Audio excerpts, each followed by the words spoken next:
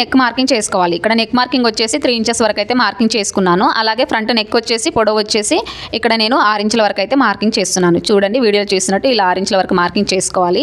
చేసుకున్న తర్వాత ఇక్కడ వెడల్పు వచ్చేసి నేను 3 ఇంచెస్ అయితే తీసుకుంటున్నాను. చూడండి వీడియోలో చూసినట్టు ఇలా 3 ఇంచెస్ వరకు ఒక మార్కింగ్ చేసుకొని ఇప్పుడు స్కేల్ తీసుకొని మళ్ళీ ఒక బాక్స్ అనేది డ్రా చేసుకోవాలి. చూడండి ఇలా ఒక బాక్స్ లాగా అయితే డ్రా చేసుకోవాలి. ఇలా బాక్స్ లాగా డ్రా చేసుకున్న తర్వాత ఈ బాక్స్లో మీకు నచ్చిన ఏదైనా ఒక డిజైన్ అయితే మీరు డ్రా చేసుకోవచ్చు. ఇక్కడ నేను వచ్చేసి అయితే స్టార్ నెక్ అయితే ఇస్తున్నానండి. చూడండి వీడియోలో చూసినట్టు స్టార్ నెక్ కోసం అయితే కింది నుండి ఒక 2 ఇంచుల వరకు ఇలా ఒక మార్కింగ్ అనేది చేసుకోవాలి. ఇలా మార్కింగ్ చేసుకున్న తర్వాత ఇలా బయటికి వచ్చేసి ఒక 1/2 ఇంచ్ వరకు ఇలా ఒక మార్కింగ్ అనేది చేసుకోవాలి. చూసారు కదా ఇలా మార్కింగ్ చేసుకున్న తర్వాత ఈ స్కేల్ తోటి ఇలా వీడియోలో చూసినట్టు డ్రా చేసుకోవాలి. చూడండి వీడియోలో చూసినట్టు ఇలా డ్రా చేసుకోవాలి. బిగినర్స్కి అయితే ఈ స్కేల్ అయితే చాలా బాగా యూజ్ అవుతుందండి. ఎందుకంటే హామ్ రౌండ్ అనేది పర్ఫెక్ట్గా రావడానికి అలాగే నెక్ షేప్ కూడా మనకు పర్ఫెక్ట్గా రావడానికి అయితే ఈ స్కేల్ అయితే మనకు చాలా బాగా యూజ్ అవుతుంది. బిగినర్స్ దగ్గర కంపల్సరీ ఈ స్కేల్ అయితే ఉండాలి.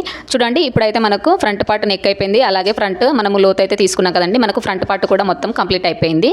అలాగే ఇప్పుడు మనము ఫ్రంట్ పార్ట్కి అయితే లోతు తీసుకున్నాం కదండి. ఈ లోతు అయితే మనము మార్కింగ్ చేసుకునే విధంగా కటింగ్ చేసుకోవాలి. చూడండి చాలా జాగ్రత్తగా కటింగ్ చేసుకోవాలి. మనం మార్కింగ్ చేసుకున్నట్టు మనం కొంచెం ఎక్కువ తక్కువ అయినా కూడా మనకు ఫిట్టింగ్ అనేది మొత్తం పోతుంది. ఎందుకంటే మనం అటు ఇటు కట్ చేసినా కూడా మనకు ఫిట్టింగ్ అనేది మొత్తం పోతుందండి. ఎందుకంటే చంకలు మొత్తం ముడతలు అనేవి వస్తాయి. అలాగే పట్టేసినట్టు అయిపోతుంది కాబట్టి ఫినిషింగ్ అనేది నీట్గా ఉండదు. కాబట్టి మనము జాగ్రత్తగా కటింగ్ అనేది చేసుకోవాలి. చూడండి మనకైతే ఫ్రంట్ పార్ట్ అయితే మొత్తం కంప్లీట్ అయిపోయింది.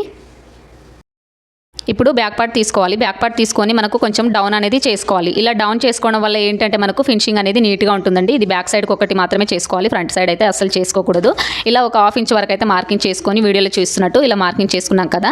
ఇప్పుడు మనము ఇక్కడ ఖర్చు భాగం నుండి ఇక్కడ ఉంది కదండి. ఇలా టేప్ అనేది ఫోల్డింగ్ చేసుకోవాలి. ఫోల్డింగ్ చేసుకొని ఒక మార్కింగ్ అనేది చేసుకోవాలి. చూడండి ఇలా మార్కింగ్ చేసుకోవాలి. మార్కింగ్ చేసుకొని ఇప్పుడు స్కేల్ తీసుకోవాలి. స్కేల్ తీసుకొని మనం పైన మార్కింగ్ చేసుకున్నాం కదండి. 1/2 ఇంచ్ వరకు ఇలా స్కేల్ అనేది పెట్టుకొని క్రాస్గా ఇలా ఒక లైన్ అనేది డ్రా చేసుకోవాలి.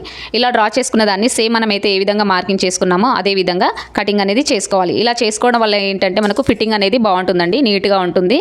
ఇది బ్యాక్ సైడ్ మాత్రమే చేసుకోవాలి. ఫ్రంట్ సైడ్ అయితే అస్సలు చేసుకోకూడదు. చూడండి ఈ విధంగా కటింగ్ అనేది చేసుకోవాలి. ఇప్పుడు ఫ్రంట్ పార్ట్ అలాగే బ్యాక్ పార్ట్ రెండు అయితే కటింగ్ అయితే అయిపోయిందండి.